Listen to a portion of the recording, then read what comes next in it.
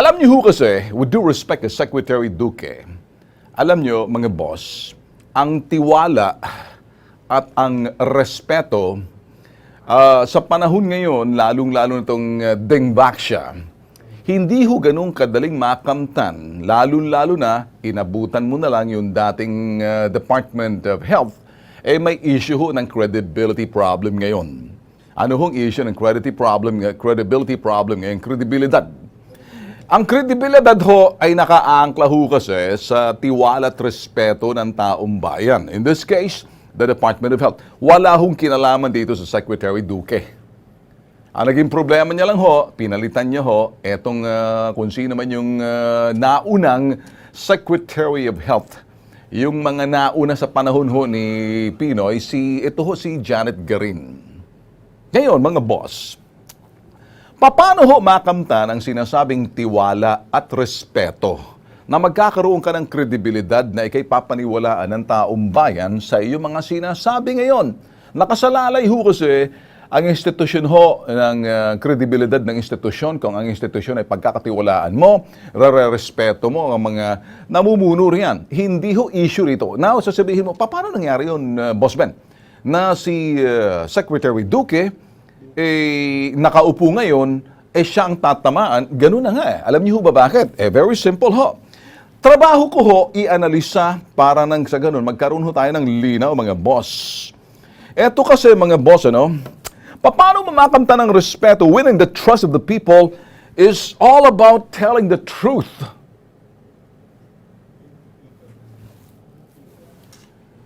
How can you trust and regain the trust ng mga tao?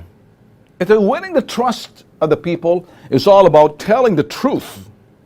Ngayon, paano ho ngayon? Nagkakaproblema ho tayo sa sinasabi nating dengbaksya. At may epekto ngayon to sa lahat ng mga vaccination ng DOH kasi nasira nga ang tiwala ng mga magulang at mga tao ho, Kasi ito, pag pinag-uusapan ho natin dito ngayon, mga boss, itong trabaho ng BITAG is all about telling the truth. And in telling the truth, mga boss, you must really have to do a massive information campaign na ito hong ating mga ginagawa ngayon. Ako ho'y nagsasabi sa DOH na it's not about you. It's about what happened in the past that you have to regain your trust. And trust is earned. It's not given. You gotta earn it. Mga boss, being in a mainstream media, trabaho ko ho, first is to interpret, itong komplikado na maging simple. Alam niyo ba bakit mo, mga boss? Naging komplikado ho kasi nung panahon ho ng mga dilawan, naging komplikado ho ng panahon ho ni itong si Garin, na yung komplikadong simpleng bagay kung ginawa lang ho sana nila, pinag-aralan ng husto. At alam ko naman, ang kanilang kagustuhan that time, makamtan ho yung sinasabing mabawasan yung dengue.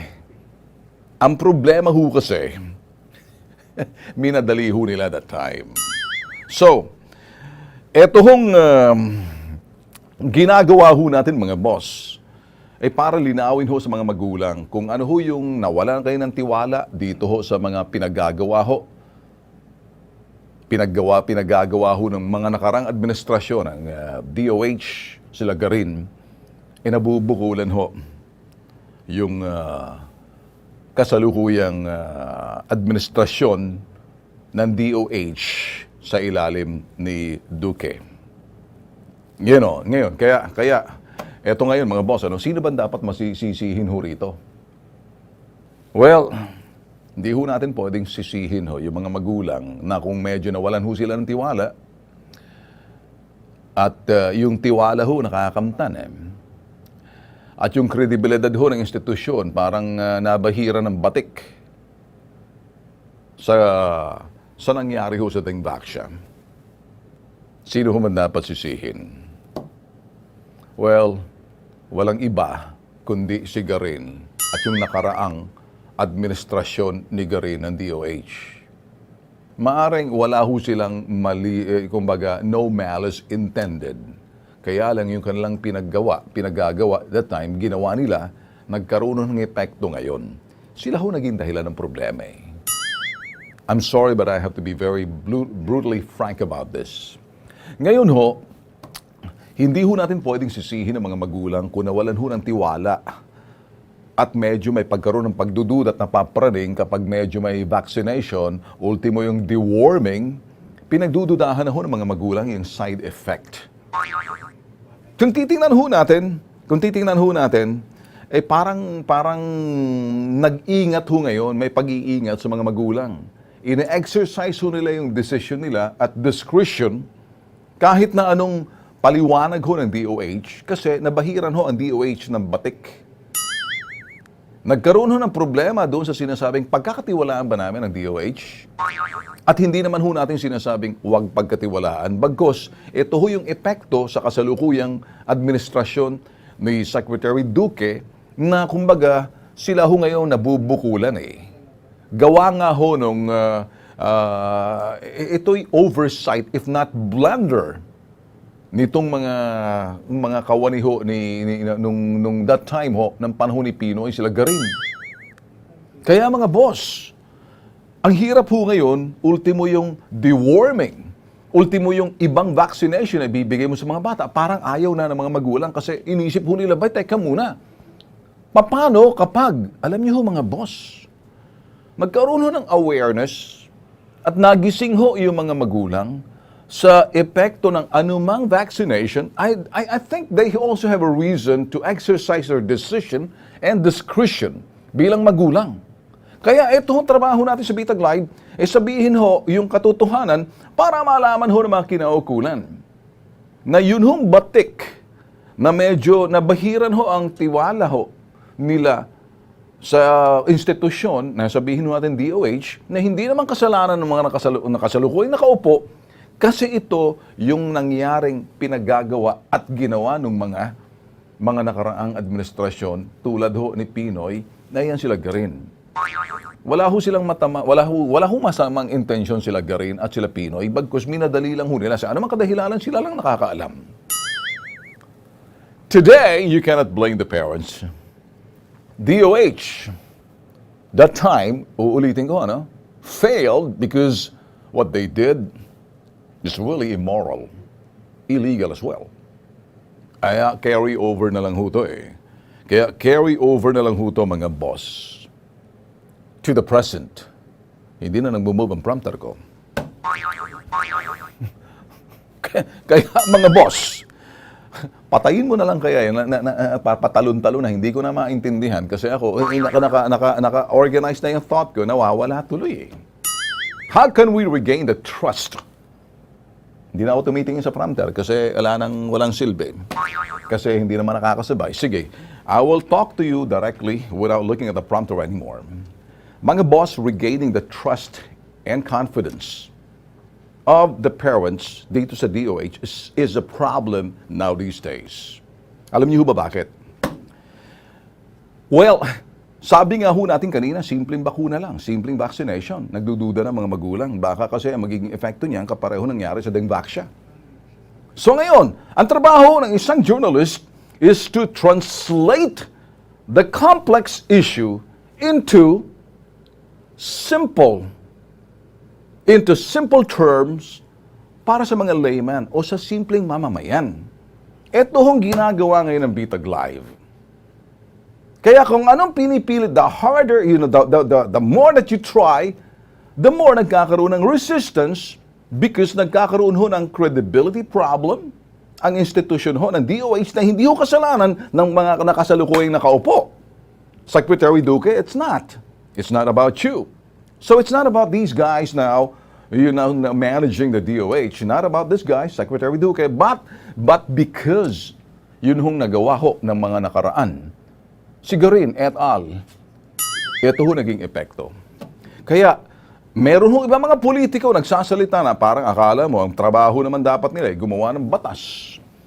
Dahil sila yung mambabatas, nakikialam ho pagdating ho sa sinasabing functions of the executive, which is sa mga departamento ho, mga secretary. Kaya lang, dito sa party ho nito, Ito ho ang trabaho ng mainstream media o pareho ng programang BITAG Live is to make sure na maintindihan ho regaining the trust.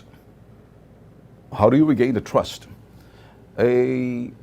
Hindi na ho kahit na anong gagawin ho ng DOH, ipakalat ninyong massive information campaign ninyo, gagawin niya ng sinasabing Philippine Information Agency or NRA, sabihin na ho natin government arm. I think it's the best kasi malaki naman ang budget ninyo sa DOH to come up and at least get the services of the professional advertising agency to do the damage control and damage repair sa issue na to. How do you do that? Well, the key is to simplify doon ho sa pangangailangan nitong mga magulang sa pamamagitan ng Filipino campaign. It's like an ad and then doing intensified campaign na yung mga bakuna kinakailangan. At kung meron mang epekto na hindi ako magsisinungaling, siguro napakaliit lang. Hindi ka pareho ng dengvaksya. Ipinangako kasi nila ang langit sa lupa noon. So now, when you hire the services of an advertising agency, na ang trabaho talaga is to inform, to educate, and then to disseminate. Iba ho ang trabaho ng isang advertising agency to do a campaign of a massive information program na kinakailangan ho talaga ang ating populasyon, ang ating mga magulang, ating ituhong mga mamamayan, huwag hong matakot sa anumang naging epekto ng dengvaksya, hindi ho yan papareho ng epekto sa ibang magbabakuna sa mga mga kabataan ngayon. Kasi may mga ibang magulang na nagdududa Hindi ho natin pinalalaki ito. Bagkus sinasabi ho nating hubot-hubad na katotohanan na dapat malaman ho ni Juan de la Cruz. Kaya ito, to be effective, to come up with a massive information campaign, matanggal ho yung batik o pagdududa or stigma kung tawagin sa English. Gawa nga ho ng dengvaksya. Yun ho mga side effect na nung iniisip ho ng ibang mga magulang na kung minsan siguro nagkaroon sila ng uncertainty, alang katiyakan at takot, kinakailangan maibsan. Ang hubot-hubad na katotohanan, mga boss, lahat naman may side effect. Pero kaliit lang Hindi ho kapareho nung ipinangako ho nitong potok sa buhong Santa Fe. At ito hong inilako ho ng DOH ni Garin. Kaya ayun. Alam niyo ho kasi sa pagdedeklara ho ng isang medisina, sumasailalim ho yan ng mga sinasabing medical protocols, studies. Ayoko kong sabihin ng ating bansa, ginawa ho nilang guinea pig, whether they like it or not. Sa ibang bansa ho kasi, hindi ho nagkaroon ng ganitong klaseng epekto. Kung talagang itong putok sa buhong Santa Fe, itong si Pinoy at saka si Garin, pinag-aralan, talagang ginamit nila mga utak nila. Kasi ako, babalikan ko ho, naging political action ho to Political effort because back then, eleksyon na, hinabol ho Haste, make waste. Bago ho madeklarang isang medisina, sinasailalim ho sa intensive medical protocol para ma-determine ho yung efficacy, the efficacy, the effect. There's certain percentage na tinitingnan ho nila and say, okay, good. But tanong, hindi lang ho good, epektibo. Ano ang side effect? Hindi agad makikita yung efficacy ng isang medisina. Malalim na ho itong aking sasabihin. Right after the study, it takes a little while to see the side effect.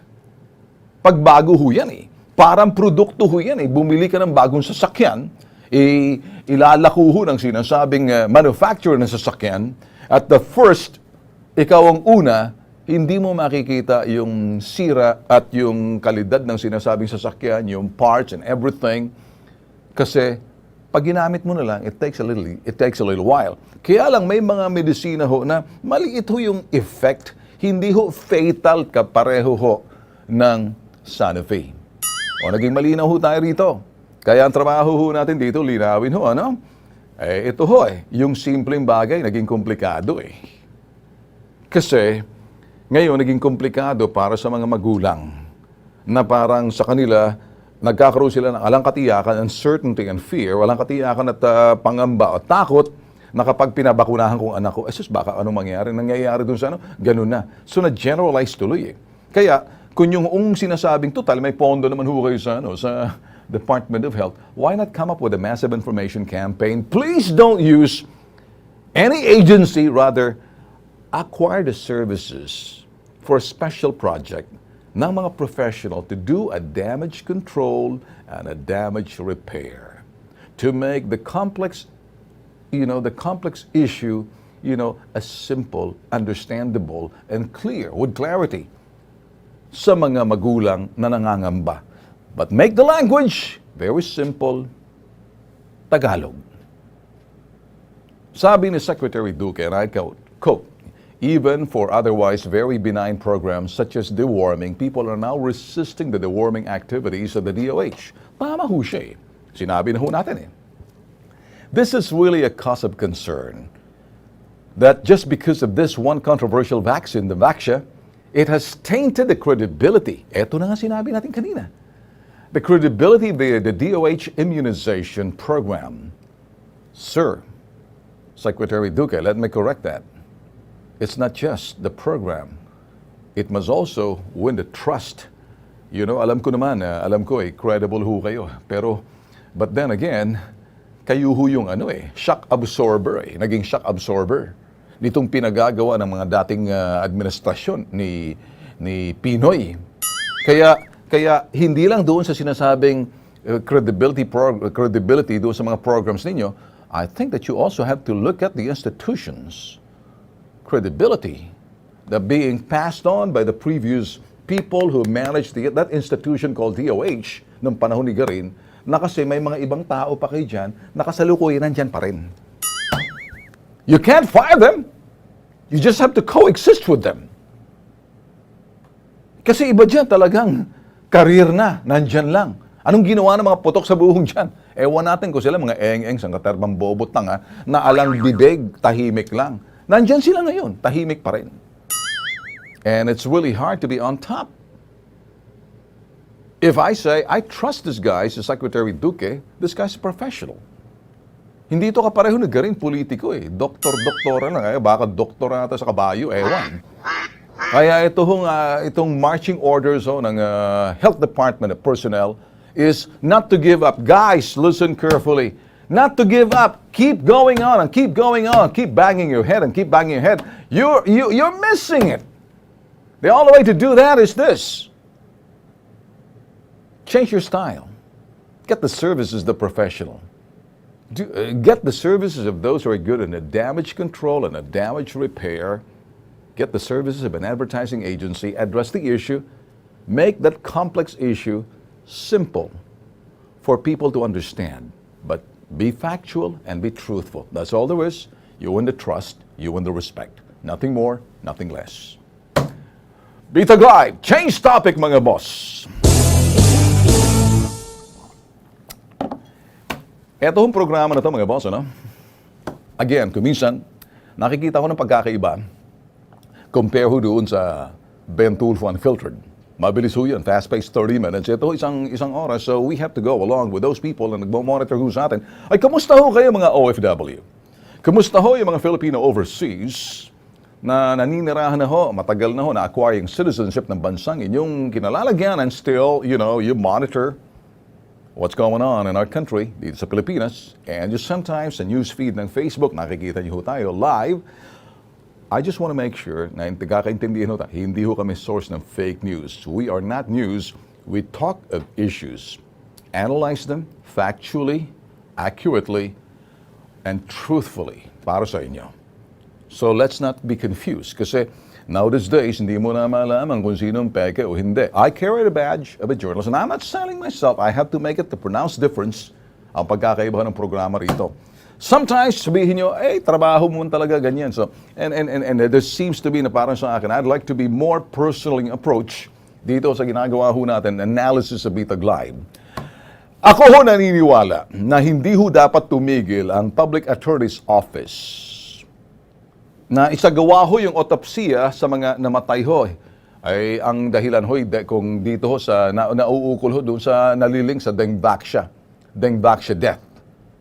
Ako ho naniniwala dyan. At alaho talagang ang marching order ho ni Secretary Vitaliano Aguirre, sabi ko nga kahapon, continue going. Alam niyo ho kasi, may mga grupo ho ng mga doktor at medical authorities na sila ho'y, hindi na naman nag-move yung ating prompter. Mukhang may problema. Na sila ho'y, they have asked the PAO, ito ho yung PAO na to, Public Attorney's Office, primarily mandated to provide indigent and legal service assistance, na sabi ho ng ganun, kung maaari, stop performing autopsya sa mga batang who allegedly, sa mga namatay ho ng mga kabataan, matapos ho nilang matanggap po yung sinagawa yung vaccine. Importante ho ito eh. Kahit na sa Health former Secretary Esperanza Cabral, Cabral, vaccine expert Lulu Bravo. Okay, si Cabral ho yan. Si Lulu Bravo yung isa doon, nakaputi. I suggest, I think she is, because kung ito si Esperanza Cabral, and that lady in white must be Lulu Bravo. Sabi ho nito, it makes no sense for any more families to be subjected to torture of having a loved one's exhumed and cut up, only to find out that no useful information was derived from the cruel act. Ma'am, you know, I still have respect in you, Secretary Cabral, but I think you're losing it. And then sabi, PAO should leave the matter of determining the cause of death to competent forensic pathologists. There you go. See the problem with some people who want to be experts. You don't really know exactly the protocols and procedures. Eto hong mga public attorney's office, they will be doing the autopsy. Are you saying, Cabral, Esperanza Cabral, former secretary, that walang kapabilidad, walang dunong, sangkaterbang mga eng-eng at bobo, ang public attorney's office, mas matalino pa sa iyo ata ang mga nasa PAO, rendering a free service legal assistance. Samantala, ikaw, balik kay Cabral, sa iyo Cabral, the face of Cabral. You know, Cabral, you can smile and show your, flashy teeth. Now, let me tell you this. Ikaw binabayaran ka, doktor ka. You're not rendering a free service. So shut the F up. That's shut the F up. Do not interfere. Obstruction of justice ang ginagawa mo, Cabral. If nobody's telling it to you, I'm sorry, you're a nice lady during the time na ikaw is Secretary of Health, but it's not within your jurisdiction. Wala sa poder mo ang mangaral para sabihin sa legal, sa mga nandun sa larangan ng legal, ikay nasa larangan ng medisina. Ang pag-autopsiya dinedetermine kung ano ang naging sanhi ng pagkamatay ng mga bata para makita yung lawak nitong kung saan ba talaga, kung sila ba'y namatay base doon sa mga sa dengvaxia, sa vaccine or pag-aaralan din ng mga eksperto para maanalisa. Kasi ayaw magbayad nitong Sanofi. Ikaw ba'y nasa payroll ng Sanofi, Cabral? Because you know what? That's exactly what Sanofi is saying until after it's proven, and so hindi sila magbabayad. Ibabalik lang nila yung mga hindi nagamit na mga vaccine, pero doon sa mga namatay, hindi sila mananagot. Kasi ayaw nilang aminin na yung Dengvaxia vaccine ang naging sanhi ng pagkamatay ng mga bata. Either komplikasyon man yan o naragdagan palalo kaya namatay. Paano ngayon ma-determine na itong potok sa buhong Sanofi na siguro kayong mga ibang mga doktor na sa ilalim ng sinasabing malalaking pharmaceutical firm, a lot of you are unethical and you are under the payroll and sometimes the blessings and whatever sponsorship na manggagaling, free, provided you'll push and you will speak for and on behalf of these giant pharmaceutical firms. How's that? Ito naman ang University of the Philippines, Philippine General Hospital, report said that the death of 14 children said to have received the vaccine were totally not related to Dengvaxia, except for 3 that have been attributed to dengue. Now, is that kasi sinabi ba ng UP? Well, I think that's not enough. You need, ilan ba? Ang laki ho na mga ang dami ho na injeksyonan at hindi ho natin makikita. Dito natin makikita ngayon. You know, the problem is that ayaw ho managot. Ayaw hong panagutan ng dapat managot. Ngayon, hindi ho natin sinasabing dapat panagutan ng sinasabing Santa Fe yung kanilang pananagutan kung ma-establish ho eh. Kaya lang, meron ho talagang ino-obstruct ho yung justice tulad ni Cabral, UP, or sino man yung PGH na yan. Magsitigil nga kayo, hayaan nyo magtrabaho ang gobyerno para madetermina at para makita ang katotohanan. Hindi yun nagkakyaw-kyaw kayo. Baka kasi nanghihinayang kayo sa suporta nitong putok sa buhong gumawa ng Sanofi na yan, kung malaking giant pharma man yan, kasi there is some kind of a PR move to take it easy on them. Is that what you guys are saying? Now, here we go. Lumalabas ng pagiging medical and lumalabas na ho pagiging, investigator ng isang Ben Tulfo sa media. Kahit sino pwedeng gawin sinasabi ko. Kahit sino will have to look at the angle. Why are you so, why are you so out there open to say, stop. It's not even your job. Ipagkaubayan nyo sa gobyerno. Hayaan yung gobyerno magtrabaho. Kasi hinahanap ang pananagutan. Problema kasi, napopolitika rin kayo. Or pag hindi politika ang issue nito, dahil dilawang kayo, malamang may hatag sa inyo ang nangangati, aking palad. May hatag sa inyong Sanofi, Kaya magsitigil na nga kayo. Send in your comments. Yan, mas maganda ho, interactive na lahat ho mga binobroadcast ho natin dito. Mga topics, participate ho kayo. Wag lang ho kayo mag-aaway. Wala lang ho bastusan, Kasi may marshals ho kayo. May mga marshal ho kaming tinalaga habang the program is due. Because if you do a little bit ng mga medyo bastusan, you will be deleted. Believe me. So para sa akin, there's also our admin who will engage with you and encourage you and then support you para doon sa mga gusto magpadala ho ng kanilang mga komento. And we would like to make sure na, please, wala yung mga extremists na parang kulang na lang. Lagyan nyo ng bomba sa sarili niyo dyan. Pagkatapos, lalo-lalo yung mga trolls na sinasabing dilawan. And yung iba naman niya talagang dugong mandarigma. Saan man ho kayo, whether kayo ho yung mga DDS or dilaw, it doesn't really matter. As long as malayang talakayan ho tayo rito. Si Mercy Magbanwa, ito ho yung kanilang mga comment. O nga, ang Dengvaksya, pati bata, dinamay sa kalukuhan nila para lang makurakot ang pera ng bayan. Masakit sa mga magulang ang batang namatay dahil lang sa Dengvaksya. Kaya dapat ikulong sila. Sabi ho ng isa, si JK Valenzuela, mas CHR pa ang pao compared kay Mr. Gascon who focused on political pride. We have Presidio Acosta who serves the public without any pride at all. Yun ho. And then si Marilyn Alesna, idol, bakit tigil ang autopsya? Para di mabunyag ang kabalbalan ni Pinoy, ang kapabayan sa Dengvaksya, ang daming inosenteng batang namatay. Si Arlene Bolus, servant ang karma ng magnanakaw party. Left and right, back and front, east to west, south and north, up and down. 360 degrees. Hope and have faith. Magaling pa lumuhod sa simbahan yung pala nanakaw lang laman ng saloobin. Okay.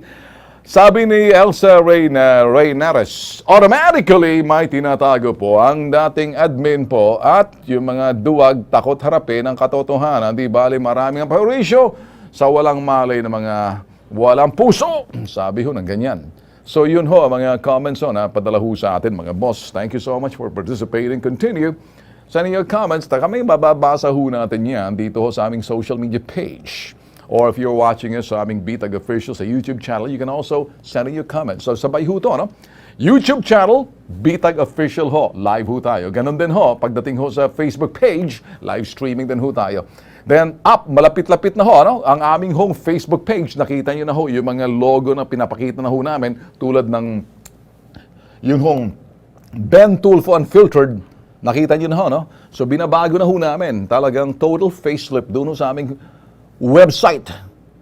Yung mga nakaraang website ng ginawa ho namin, hindi ho namin admin yung may gawa nun, mga putok sa buho Ngayon, we take control ng aming website. Dahil yun ang nag-admin ng aming website, pinatawad ko na kasi kung hindi, baka matadyakan sila lamunan yung mga putok sa buhong pendehong mga yun Ngayon, ginawa ho, we take control, we have our own admin built-in na, we have to come up with our own security kasi baka mapasok kami.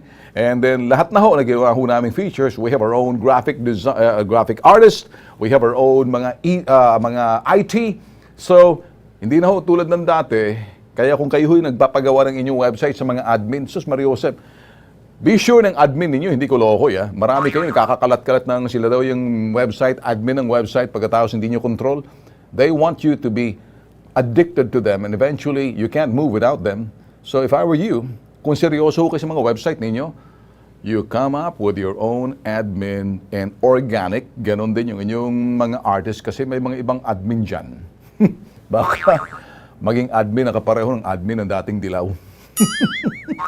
Administrasyon ng Dilaw. There we go, mga boss. Here we go again. Tulad ng sinabi ko kanina, mga boss, this is psychology. And this is sometimes brainwashing to the max. Alam niyo ho itong si Trillanes.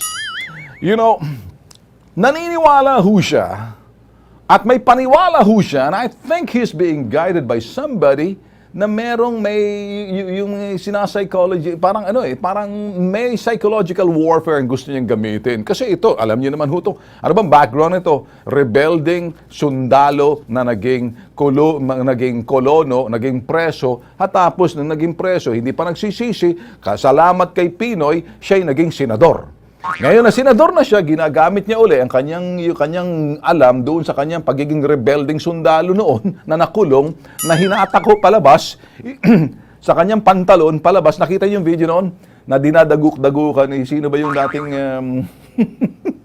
anong pangalan noon?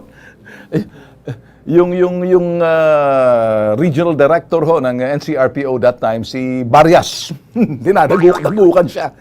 I love that video na mukha siyang kawawa. Ngayon, eto ho, naniniwala ho siya. Ito ho, yung ibang naniniwala, when a person keeps lying over and over and over and over again. When you keep presenting, yun ho mga negative facts and twisted facts, to the extent that it's lie with the cruel intention, malupit na intensyon para makamtan mo ang kapritsyo mo na magpakalat ng kasinungalingan at paulit-ulit mong sinasabing kasinungalingan mo, mga negatibong mga impormasyon na medyo slanted, crooked, at paulit-ulit mong sinasabi. It's like brainwashing the people that you're trying to address. Yan ho si Trillanes. Pag ang isang tao, kuminsan kasusuklaman niyang kanyang naririnig, napapanood sa telebisyon, sa radyo, at kanyang naririnig kay Trillanes et al. Sa mga Dilaw, sa una, kasusuklaman mo ang kanilang sinasabi. Hanggat sa nabababad sila sa kanilang pinagsasabit, kanilang pinagagawa, eventually, tatanggapin mo na siya. Maingay lang yan. Hayaan mo na yan. Huwag mo nang pansinin yan. Diyan kayo mag-iingat. You know why? That's exactly the second stage. The second stage is that tinanggap mo na siya, ingay lang yan. The third stage na hindi niyo alam, eventually he will keep on lying, peddling lies. He will keep repeatedly, presenting the same facts over and over like a broken record. And then, you get used to it. Sooner or later, the third stage is that you're starting to believe it. Nag-uumpisa ka ng parang natanggap mo na siya hanggang sa bandang huli, lingid sa iyong kaalaman, unti-unti ka nang magdududa, totoo kaya to? Totoo kaya to? Kapag ikay nagdududa, hindi mo na alam, tinatanggap mo na katotohanan yung kanyang kasinungalingan. Yan si Trillanes. Dapat sila mag-resign for mga sinungaling sila eh. Buhay ka pa ba? Kilala kong bosses na yan eh.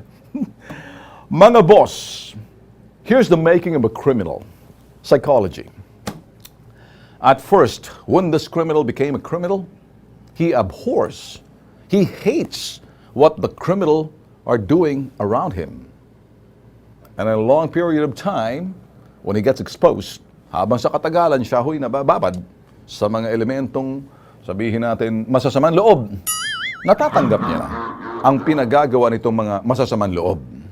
Alright. Hanggang sa bandang huli, tanggap niya na ang mga gawain ng masasamang loob. Sa susunod niyan, lingid sa kanyang kalaman, parang natatanggap niya na ang mga ginagawa ng masasamang loob. Sa katagalan, pag hindi ka pa rin nagising sa katotohanan, ginagawa mo na rin ang gawain masasamang loob na ikay criminal na rin. That's the psychology of becoming a Hindi criminal. natanggap doon sa langit yung 30. Okay. Tatakbo ka ba pag may mayor ulit? Okay. Anyway, mga boss, seriously, when a person, kapag ang tao ay paulit-ulit sa kanyang mga kasinungalingan, paulit-ulit sa kanyang mga pinagsasabi, parang sirang plaka na, hindi siya magsasawa na uulit-ulitin ang mga pinipresenta niya na kasinungalingan. Sa bandang huli, naniniwala na siya sa kasinungalingan dahil siya mismo, abay, tanggap niya na rin na yung kasinungalingan niya ay katotohanan na. May mga tao when you frequently keep lying and you keep lying and you keep lying, and then eventually you accept that lies to be a truth, to be the truth, katotohanan. Naintindihan ba? Ito ho si Trillanes. Tingnan niyo ho, ano? Para saan? I mean, this is an analysis on Event Tool 5. If you're listening to me, if you're looking at me right now, Sonny, listen carefully. Prove to me I'm wrong. Because I don't think that you will. Oh. Don't look at me like that, man. Don't look at me like that. No. Do you want me to challenge you? Do you want a stare war? Are you ready for the stare war? Oh, mawalang na muna. Okay, ganito na lang. Mga boss, matatandaan ho yung mga impormasyon na sinasabi ni Trillanes simula noon hanggang ngayon at magpakailanman. Hindi ho titigil tong tao na to. Marami hong iba sa inyo naniniwala sa, huwag na natin patulan yan, wala namang ginawa yan, ganun lang utak niyan. Abay, mag-isip-isip ho kayo ha. Kasi nag-uumpisa na yung stage na parang tinatanggap niyo na ho kanyang ginagawa. Alam niyo sa katagalan, ito'y patuloy ng gagawin ni Sunny. Bandang huli, magkakaroon ka na ng pagdududa, ano kaya, bakit nga kaya? Siguro may katotohanan na to, ang mga pinagsasabi niya, pinaglalaban niya. Sa bandang huli, abay mapapaniwala ka na kasi nagawa niya na yung magkakaroon ka ng walang katiyakan. Hindi ka na nakakatiyak sa totoo. Kasi binobomba ka ng binobomba nitong si Trillanes sa kanyang kasinungalingan. See, he keeps on talking negative. He keeps on delivering negative news. Bandang huli, ang laman ng utak mo, negatibo na rin. Listen carefully, mga boss. Even men of faith, even yung mga sinasabi natin,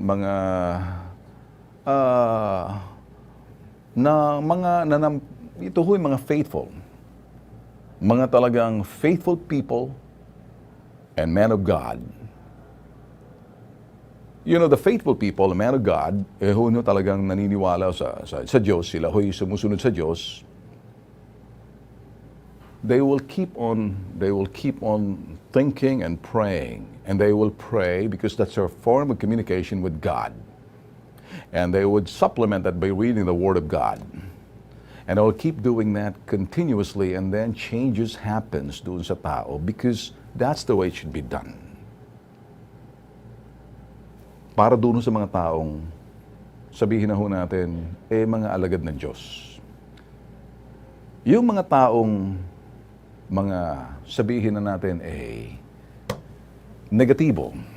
Pag ang isang tao, ang mga tao, kaya ito sa media, mag-iingat ho kami. Mag-iingat ho. Pinag-iingat ko rin hong ibang mga kasamahan ko sa media na yun hong estilo makes a journalist and a style makes you different from others. Depends kung ikay confrontational, adversarial, at kung ikay medyo slanted yung mga balita mo, mahalata ng taong bayan. Pero para doon sa mga hindi nag-iisip, paulit-ulit mo sinasabi at yung iyong editorial stand, ikay kontra, ikay medyo may dugong mandarigma, itong ginagawa mo na to, hanggang eventually, you know what? Pag binabad mo yung inyong audience, yung mga manonood o nang babasa, in the next 30 days to 45 days, they become one. At ang kanilang mindset, nagulo mo na. Constant bombardment, constant brainwashing. That's what happened So nakikita nyo. Nakikita nyo ho, yung mga, babalik ho tayo, ano? Balikan ho natin. Okay, let's shift back, Trillanes. Si Trillanes ho naniniwala ho sa kanya mga pinagsasabi. Kahit na alam niya, kasinungaling at dadagdagan niya pa. Sa bandang huli, hindi niya na malaman kung ano yung dinagdagan at kung ano yung kasinungalingan, ang tingin niya, basta't importante, patuloy ka lang gagawin to. The longer that he says it, the longer na implant, the more that it's implanted in his mind and in his heart to say the way he wants to say it. Boss, I'm not judging this person, the senator, for what he is, because I'm not here to judge, but I'm only analyzing exactly what he's doing. It's the deed, not the breed. I don't care who you are, it's what you're doing that matters. Yun hong sinasabi natin sa BITAG Live. If you keep on saying negative things and peddling lies, you know exactly your outcome, and the outcome that you want is to confuse, to create uncertainty to people. The speed of creating lies, pak, pak, pak, pak. The quantity of the lies, pak, pak, pak, and pag sinabing the quantity, yun hong, the frequency of lying and the interval of lies between lies equals the outcome, which is the quality, which is either you achieve the desired outcome and you're successful. How's that? Malalim ho ba pag-aanalisa? Sige, balikan ho natin. Ha? Uulit-ulitin ko. Parang naman, ito'y pangontra lang doon sa mga tao, mga sinungaling. Because I will speak of the truth and you analyze me and tell me if I'm wrong. But this is the way it is. This is science, behavioral science, and how you try to manipulate the mind of people. Hey! Si Ben Tulfo, I'm not trying to be a psychologist, I'm not trying to be a smart aleck, I'm just trying to tell you exactly what I believe and my sense of analysis. Follow me here. If you keep on telling a lie, kung patuloy ka nagsisinungaling, at kaano ka kadalas magsinungaling, at pagitan ng iyong pagsisinungaling, sa bandang huli, makikita mo yung kahihinatnan ng iyong pagsisinungaling sa taong iyong kinakausap, yung tao either tatanggapin ang iyong kasinungalingan, kasi doon sa sinasabing, bilis ng iyong pagsisinungaling, ang kantidad ng iyong kasinungalingan, yung dami ng pagsisinungaling mo at pagitan ng pagsisinungaling mo sa araw, sa oras, sa linggo, sa buwan, sa isang taon, kung ganyan laging ginagawa mo, makakadala ka ng, disipulo mo. Kung ikay demonyo, at ang gusto mo maging demonyo, ibabad mo lang sarili mo sa kasamaan. Tingnan mo ang mga taong babad doon sa sinasabing kasamaan, katiwalian, pagnanakaw. Pakinggan mo sila sa kanilang mga pinagsasabi. Kasuklaman mo umpisa. Sa bandang huli, pag hindi ka humiwalay at tumiwalag at patakpan ang tainga mo, tatanggapin mo ang kalang pinagsasabi. At sa bandang huli, dahil yung utak mo na hawakan na nila, na-influensyan ka na, you will become one. At ang utak mo ay kapareho ng utak nila, so kulang na lang, gawin mo na lang ang kanilang ginagawa dahil na-influensyan ka na. Are we guys getting this? So ngayon, para ho sa akin, ang sinasabi lang ho natin dito, sinisimple ho na. Sinisimple. Kaya, mag-iingat ho kayo sa mga sinasabi ninyo. O ikaw, Trillanes, I'm not gonna say it. But ho kasi, dinala niyo ho sa Senado kahapon. Inabuisit na ho si Coco Pimentel.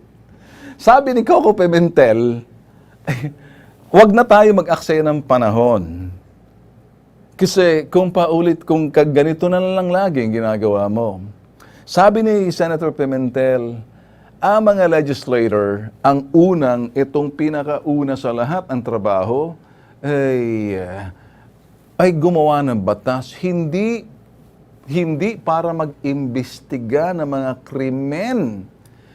Kung gusto mo maging senador, gumawa ka, lumikha ka ng batas, patibayin ang batas kung anumang kakulangan sa batas. Kung ako kapareho mo, Trillanes, gagamitin kong pagkasenador. But I'm not interested in the job that you're doing because I'm happy with what I'm doing and I don't have any plan of running the Senate. Nasasabihin ko sa iyo, being a senator is about making laws and strengthen our laws more.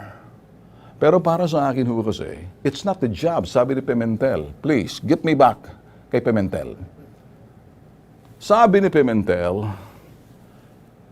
ang trabaho ng pagiging lehislatura, senador ka man o kongresista, ang unang responsibilidad mo ay lumikha ng batas. Hindi trabaho mag-imbestiga ng mga krimen at para dalhin mo sa kulungan yung mga tao sa kanilang krimen na ginagawa dahil hindi ka investigator. Leave it to the prosecutor, leave it to the law enforcers, leave it to the court. Your job is to make laws. Sonny Trillanes, hindi ka na pinag-aksayahan. Kumbaga, hindi na pinag-aksayahan ni Senator Pimentel ang mga pinagsasabi mo. Dahil pareho lang naman eh. Malaman, iba yung talino ng isang ng Senate sa iyo na rebelde. At ang pagiging rebelde mo at angas mo, dala-dala mo pa rin nung panahong yon. Noon, ngayon, at magpakailanman, you will be just like that. Kaya ito naman sagot ni Trillanes. Kahit na Senate President ka, ala kang kapangyarihan na parang patigilin. Masyado ka kasing nervyoso eh, Coco. Yan ang mga reverse psychology mo. Usapang lalaki na parang ikaw lang may bayag. Patay ka muna. Hindi na to usapan kung sino malaking bayag sa inyo. Usapan kung sino ang may lohika at sino may talino. Trillanes, 10-0. We don't have any more time, Al. Thank you so much for watching. This is Ben Tulfo, BITAG Live. See you tomorrow.